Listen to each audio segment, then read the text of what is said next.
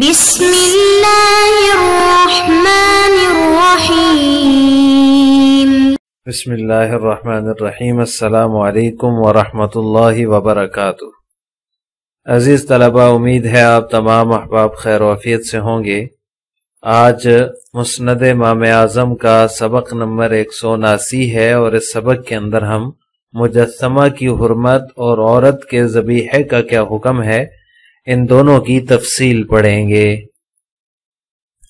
باب النہی عن المجسمۃ وبہ قال حدثنا ابو حنیفۃ عن نافع عن ابن عمر رضی اللہ تعالی عنہما ان رسول اللہ صلی اللہ علیہ وسلم نہا عن المجسمۃ۔ حضرت ابن عمر رضی اللہ تعالی عنہما سے مروی ہے، وہ فرماتے ہیں کہ رسول اللہ صلی اللہ علیہ وسلم نے مجسمہ سے منع فرمایا ہے۔ عزیز طلبہ، اس روایت میں مجسمہ سے منع فرمایا گیا ہے کہ مجسمہ سے آپ صلی اللہ علیہ وسلم نے ممانعت فرمائی ہے۔ ایک مجسمہ ہوتا ہے سین کے ساتھ، اور ایک مجسمہ ہے سا کے ساتھ۔ سین کے ساتھ جو مجسمہ ہے اس کا معنی ہے مورتی یا بت، اس کو مجسمہ کہا جاتا ہے۔ اگر یہ سا کے ساتھ ہے تو اس کے معنی ہے وہ جانور جسے جو ہے وہ کسی دیوار یا درخت کے ساتھ باندھ کر اس پر نشانہ بازی کی جاتی ہے، اس کو مجسمہ کہا جاتا ہے۔ تو یہ مجسمہ جو ہے اس سے آپ صلی اللہ علیہ وسلم نے منع فرمایا ہے۔ زمانہ جاہلیت میں جانور کو باندھ پر اس پر نشانہ بازی کی جاتی تھی، نشانہ درست کیا جاتا تھا، اس چیز کا بڑا رواج تھا۔ اب بھی بعض جگہوں کے اندر اس کا جو ہے وہ رواج پایا جاتا ہے۔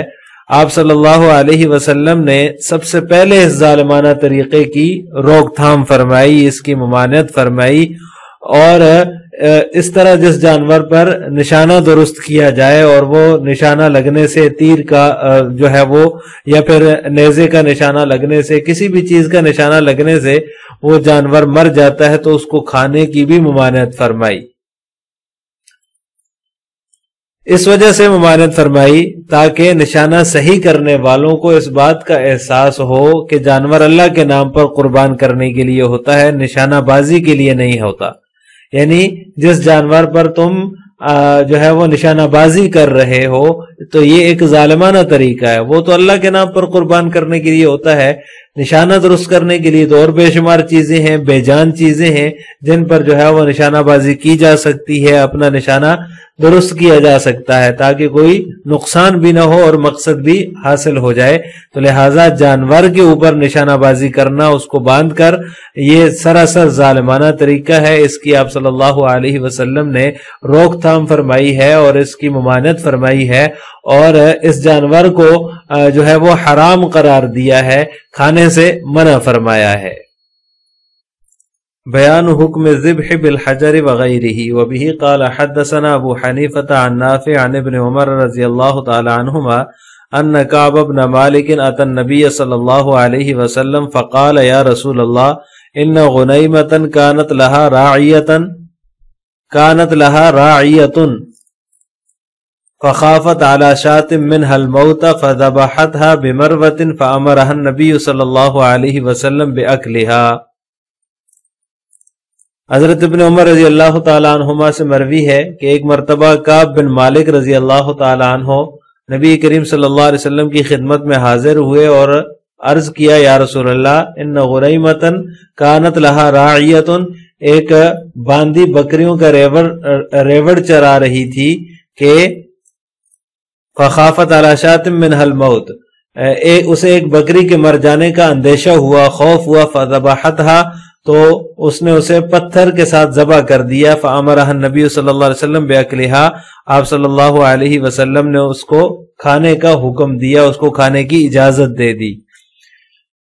وبه قال حدثنا ابو حنیفۃ عن الہیثم عن الشعبی عن جابر بن عبد اللہ رضی اللہ تعالی عنہ قال خرج غلام من الانصار قبل احد فمر في طريقه فاصطاد ارنبا فلم يجد ما يذبحها فذبحها بحجر فجاء بها الى رسول الله صلى الله عليه وسلم قد علقها بيده فامره باكلها۔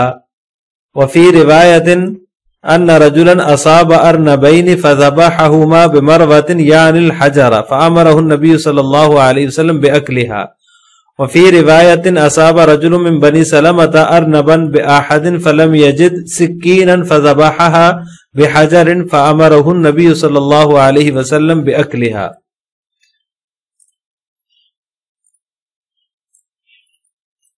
اس روایت کا ترجمہ یہ ہے کہ حضرت جابر بن عبداللہ رضی اللہ تعالیٰ عنہ سے مروی ہے کہ انصار کا ایک لڑکا احد پہاڑ کی طرف نکلا، فمر فی طریقہ، راستے میں سے گزرتے ہوئے اس نے ایک خرگوش کو پکڑ لیا، اس کو خرگوش کو ذبح کرنے کے لیے کوئی چیز نہ ملی تو اس نے اسے پتھر سے ذبح کر دیا. فجاء بها الى رسول اللہ صلی اللہ علیہ وسلم، اس کے بعد وہ اسے ہاتھ میں لٹکائے ہوئے، قد علقها بیدہ، ہاتھ میں لٹکائے ہوئے نبی کریم صلی اللہ علیہ وسلم کی خدمت میں حاضر ہوا تو آپ صلی اللہ علیہ وسلم نے اسے کھانے کی اجازت دے دی. اور ایک روایت میں ہے کہ ایک شخص نے 2 خرگوش پکڑ لیے، ان کو جو ہے وہ پتھر سے ذبح کر دیا، پھر آپ صلی اللہ علیہ وسلم نے ان کو کھانے کا حکم، کھانے کی اجازت دے دی. اور ایک روایت میں ہے کہ بنی سلمہ کے ایک شخص نے ایک خرگوش کو پکڑ لیا، اس کے پاس چھری نہیں تھی ان کو ذبح کرنے کے لیے تو اس نے پتھر سے ذبح کر دیا. فامرہ النبی صلی اللہ علیہ وسلم باکلھا، تو آپ صلی اللہ علیہ وسلم نے اسے جو ہے وہ کھانے کا حکم دیا، کھانے کی اجازت عنایت فرمائی.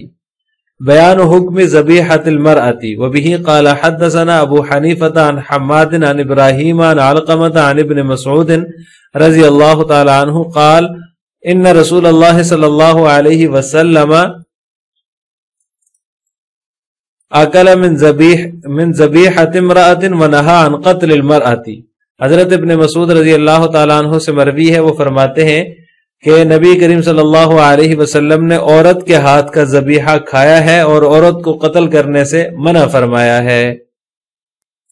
عزیز طلبہ، ان روایات کے اندر 2 چیزوں کا بیان ہے. ایک تو جو ہے وہ عورت کے ہاتھ کا جو ذبیحہ ہے اس کے حوالے سے بیان ہے، اور دوسرا یہ کہ چھری اگر نہ ملے تو پتھر کے ساتھ یا کسی بھی تیز دھار چیز کے ساتھ اس کو ذبح کیا جا سکتا ہے یا نہیں کیا جا سکتا. تو اس لیے 2 الگ الگ عنوان ہیں کتاب میں، میں نے ان کو ایک ساتھ جو ہے وہ جمع کر کے 3 باتوں کو جو ہے ان کے خلاصے کے طور پر جو ہے وہ ذکر کیا ہے.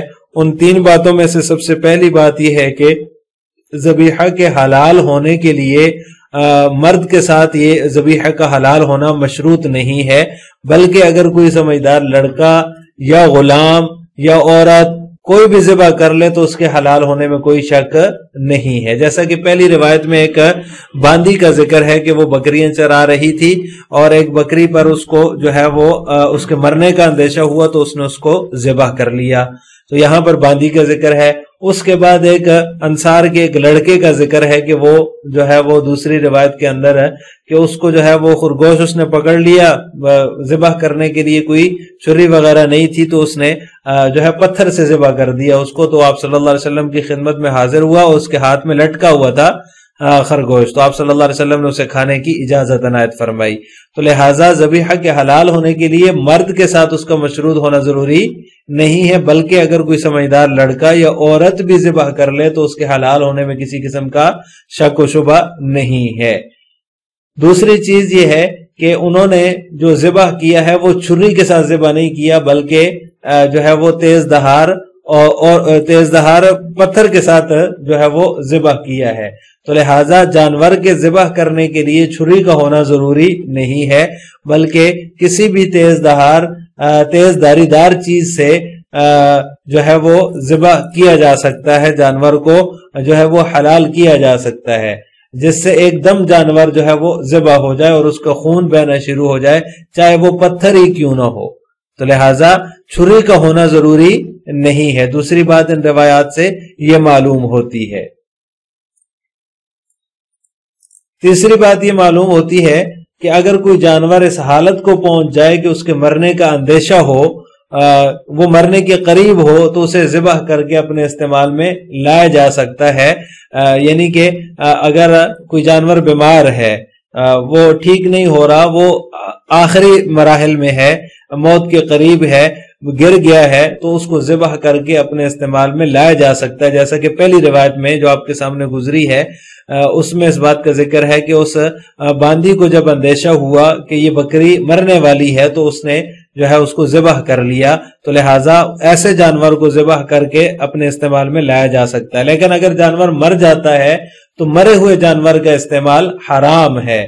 بعض اوقات جو ہے وہ آج کل منڈیوں میں مرے ہوئے جانور کو جو ہے وہ کاٹ لیتے ہیں اور کاٹ کے اس سے کھال وغیرہ اتار کے جو ہے بیچنا شروع کر دیتے ہیں، لوگوں کو پتہ نہیں ہوتا، لوگ اس کو جو ہے وہ خرید رہے ہوتے ہیں اور وہ حرام جانور جو بیچنے والا ہوتا ہے وہ حرام چیز کا ایک کاروبار کر رہا ہے، حرام چیز کو بیچ رہا ہے، تو لہٰذا مرے ہوئے جانور کا استعمال حرام ہے۔ اگر مرنے سے پہلے اس کو ذبح کر لیا جائے تو اس کو استعمال میں لایا جا سکتا ہے۔ لہٰذا آج کے سبق کا خلاصہ یہ ہوا کہ ہم نے مجسمہ کی حرمت، عورت کے ذبیحے کے بارے میں تفصیل پڑھی ہے، اور ساتھ میں جانور کو ذبح کرنے کے لیے چھری کا ہونا ضروری نہیں ہے، کسی بھی تیز دھاری دار چیز سے ذبح کیا جا سکتا ہے، اس کی بھی تفصیل پڑھی ہے۔ آخر میں آپ سے 2 سوال ہیں۔ نمبر 1، مجسمہ کسے کہتے ہیں اور اس کا کیا حکم ہے؟